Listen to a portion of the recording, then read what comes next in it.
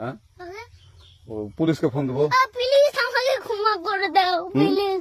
please আমাকে ক্ষমা করে দাও প্লিজ কেটা আম পড়েছে ওরে ফারুককে ধরে নিয়ে আসেন ওই দিরাচ্ছে আমি দিরই নাই প্লিজ ওই আমটা তুল আমটা তুল কুন্ডাম হ্যাঁ এই জাম আরে এই জাম ওরা ধীরে দিছে আপনি ধীরে নেই প্লিজ তো একটু দূরে টানা কি ওখানে টানা এখন কি করছিস কয়া ফারুক না হুম আমরা কিভাবে বলছি